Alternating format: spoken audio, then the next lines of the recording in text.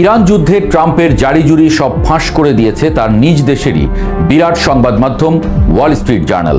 এক প্রতিবেদনে সংবাদ মাধ্যমটি নিশ্চিত করেছে ইরান যুদ্ধ থেকে তাড়াতাড়ি কেটে পড়তে চান ট্রাম্প। সাম্প্রতিক দিনগুলোয় ব্যক্তিগত আলাপচারিতায় ট্রাম্প তার সহযোগীদের বলেছেন ইরানে দীর্ঘমেয়াদে যুদ্ধ এড়াতে চান তিনি। ট্রাম্প মনে করেন এই সংঘাত এখন শেষ পর্যায়ে রয়েছে এবং জনসম্মুখে তিনি যে 4 থেকে 6 সপ্তাহের সময়সীমা উল্লেখ করেছিলেন কর্মকর্তাদের সে অনুযায়ী কাজ করার নির্দেশনা দিয়েছেন। অর্থাৎ সবশেষে অরিন্দম বড় বিষাদ নিয়া কহিলেন, আর পারিলাম না বাবু। তো কেন ট্রাম্প যুদ্ধ থেকে বের হয়ে যেতে চাইছেন?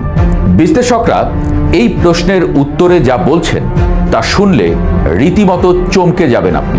বিশ্লেষকদের উত্তরটা হলো, ইরান শুধু পারমাণবিক বোমা বানানোর দ্বারপ্রান্তেই নয়, বরং যে কোনো সময় ঘোষণা দিয়ে ফেলা ইরানের কাছে কোনো ব্যাপারই না।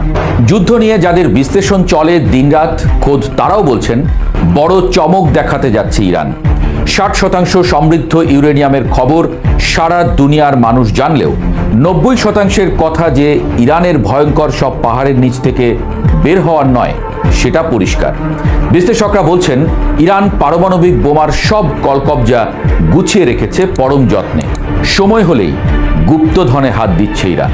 পারমাণবিক সক্ষমতার এই চোর পুলিশ খেলায় ইরান এখন এমন এক পর্যায়ে পৌঁছেছে যাকে আন্তর্জাতিক সমরবিদরা বলছেন নিউক্লিয়ার হেজিমনি। 60% থেকে 90%-এ পৌঁছানোটা কারিগরিভাবে পাহাড় সম কোনো বাধা নয়, একটি সংক্ষিপ্ত পদক্ষেপ মাত্র।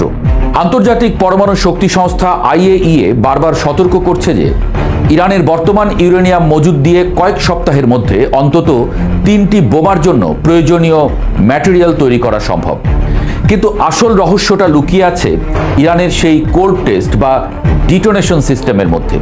2003 সালেই পারচিন সামরিক ঘাঁটিতে ইরান যে এক্সপ্লোসিভ লেন্সের সিমুলেশন চালিয়েছিল তা ছিল মূলত একটি পারমাণবিক ওয়ারহেডের ট্রিগার মেকানিজম। গত 2 দশকে ন্যানো টেকনোলজি এবং 3D মেটাল প্রিন্টিংয়ে ইরান যে উন্নতি করেছে তাতে সেই ট্রিগার বা কলকবজাগুলো তারা পকেটে নিয়ে ঘুরছে।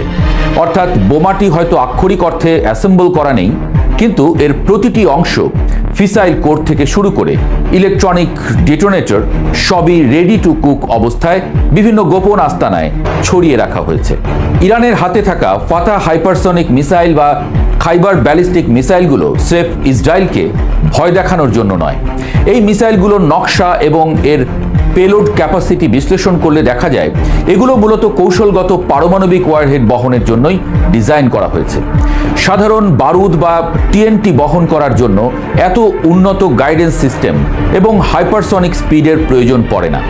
যারা ভাবছেন ইরান এখনো বোমা বানাতে পারেনি তারা আসলে ভুলে যাচ্ছেন যে একটি দেশ যখন হাইপারসনিক প্রযুক্তিতে বিশ্বসেরাদের কাতারে চলে আসে তখন সেই দেশের জন্য একটি ওয়ারহেডকে ছোট করে মিসাইলের মাথায় বসানো বা মিনিয়েচারাইজেশন করাটা ডাল ভাতের মতো সহজ। বিশেষ করে রাশিয়ার সঙ্গে ইউক্রেন যুদ্ধের বিনিময়ে ইরানের যে প্রযুক্তিগত লেনদেন হয়েছে তাতে মস্কোর কাছ থেকে ইরান এই স্পর্শকাতর প্রযুক্তিটি সংগ্রহ করে নিয়েছে বলেই অনেক গোয়েন্দা সংস্থার জোরালো ধারণা। এখন প্রশ্ন আসতেই পারে, যদি সবকিছুই গুছিয়ে রাখা থাকে তবে ইরান কেন উত্তর কোরিয়ার মতো একটা ধামাকা করে বিশ্বকে জানিয়ে দিচ্ছে না? উত্তরটা খুবই সোজা সাপটা। ইরান উত্তর কোরিয়া হতে চায় না। পিয়ংইয়ং যখন পারমাণবিক পরীক্ষা চালিয়েছিল তখন তারা বিশ্ব থেকে পুরোপুরি বিচ্ছিন্ন হয়ে গিয়েছিল। কিন্তু ইরান একটি বিশাল ভূরাজনৈতিক শক্তির কেন্দ্রে। তারা চায় না এমন কোনো ঘোষণা দিয়ে নিজেদের অর্থনীতিকে চিরতরে আইসোলেটেড বা একঘরে করে ফেলতে। বর্তমান বিশ্বের পরিস্থিতির দিকে তাকালে দেখা যায় ইরান সবচেয়ে বেশি স্যাংশনড কান্ট্রি হওয়ার পরও তারা কিন্তু উত্তর কোরিয়ার মতো রুদ্ধদ্বার কোনো দেশ নয়। তাদের সঙ্গে চীন, রাশিয়া, এমনকি ইউরোপের দেশগুলোরও এক ধরনের যোগাযোগ ও বাণিজ্যিক সম্পর্ক টিকে আছে। পারমাণবিক বোমার ঘোষণা দিলেই এই আন্তর্জাতিক আইনি সুরক্ষাটুকু নষ্ট হয়ে যাবে। ইরান মূলত নিউক্লিয়ার অ্যাম্বিগুইটি বা অস্পষ্টতার নীতি খেলছে। তারা বিশ্বকে বুঝতে দিচ্ছে তাদের কাছে বোমা আছে, কিন্তু তারা কোনো প্রমাণ রাখছে না। এই রহস্যময়তাই তাদের সবচেয়ে বড় ঢাল। যুদ্ধের বর্তমান প্রেক্ষাপটে ইরানের উপর একের পর এক হামলা হয়েছে, তাদের বড় বড় নেতা ও কমান্ডাররা শহীদ হয়েছেন। কিন্তু এরপরও ইরান কেন তার চূড়ান্ত অস্ত্রটি বের করছে না? এর প্রধান কারণ হলো মিউচুয়াল অ্যাসিওর ডিস্ট্রাকশন বা ম্যাড থিওরি। ইরানের হাতে ইসরায়েলকে মানচিত্র থেকে মুছে দেওয়ার ক্ষমতা থাকলেও আমেরিকার মূল ভূখণ্ডে আঘাত হানার মতো কার্যকর আইসিবিএম এখনো পর্যন্ত পর্যাপ্ত নয়। অর্থাৎ পারমাণবিক যুদ্ধ শুরু হলে ইরান ইসরায়েলকে ধ্বংস করতে পারবে ঠিকই, কিন্তু আমেরিকা ঠিকই ইরান সহ পুরো মধ্যপ্রাচ্যকে মানচিত্র থেকে মুছে দেওয়ার ক্ষমতা রাখে। আমেরিকা শিয়া বা সুন্নি কোনো বিভেদ মানে না, তাদের লক্ষ্য কেবল নিজেদের দাপট বজায় রাখা। তাই ইরান ততক্ষণ পর্যন্ত বোমার ঘোষণা দেবে না যতক্ষণ না তারা ওয়াশিংটনকে সরাসরি থ্রেটের মুখে ফেলতে পারছে। তারা চাচ্ছে না যে কেবল ইসরায়েলকে ধ্বংস করতে গিয়ে নিজেদের চিরতরে শেষ হয়ে যাওয়া। তারা মূলত একটি লম্বা কনভেনশনাল বা প্রথাগত যুদ্ধ পছন্দ করছে, যেখানে তেলের দাম নিয়ন্ত্রণ করে পশ্চিমের অর্থনীতিকে পঙ্গু করে দেওয়া সম্ভব। ইরানের নেতাদের এই কৌশলী অবস্থানের পেছনে একটি অর্থনৈতিক হিসাবও কাজ করছে। তারা চাইছে না পারমাণবিক যুদ্ধের নরকে প্রবেশ করতে, উল্টো তারা চাচ্ছে পারমাণবিক শক্তির ভয় দেখিয়ে নেগোসিয়েশন টেবিলে নিজেদের শর্তগুলো মানাতে।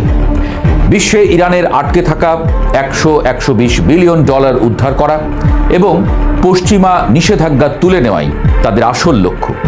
তেলের দাম যদি ব্যারেল প্রতি $200 ছাড়িয়ে যায়, তবে আমেরিকা বা ইউরোপের সাধারণ মানুষই তাদের সরকারকে যুদ্ধ থামানোর জন্য চাপ দেবে। ইরান এই গ্লোবাল ইকোনমিক কোলাপসের ভয় দেখিয়ে নিজেকে মধ্যপ্রাচ্যের অঘোষিত পারমাণবিক সুপার পাওয়ার হিসেবে প্রতিষ্ঠিত করতে চায়। ইসরায়েল যেমন অঘোষিতভাবে পারমাণবিক শক্তির দাপট দেখায়, ইরানও সেই একই পথে হাঁটছে। তারা প্রমাণ ছাড়াই পারমাণবিক শক্তির সুবিধা ভোগ করতে চায়। ইউক্রেন যুদ্ধের পর রাশিয়া এবং ইরানের মধ্যে যে অঘোষিত সামরিক জোট তৈরি হয়েছে তা এই পারমাণবিক সমীকরণকে আরো জটিল করে তুলেছে। রাশিয়ার কাছ থেকে ইরান যদি সত্যি S-400 এর মতো উন্নত এয়ার ডিফেন্স সিস্টেম এবং নিউক্লিয়ার ওয়ারহেড রিএন্ট্রি প্রযুক্তি পেয়ে থাকে, তবে ইসরায়েল বা আমেরিকার জন্য ইরানে আবারও অল আউট হামলা চালানো হবে আত্মঘাতী।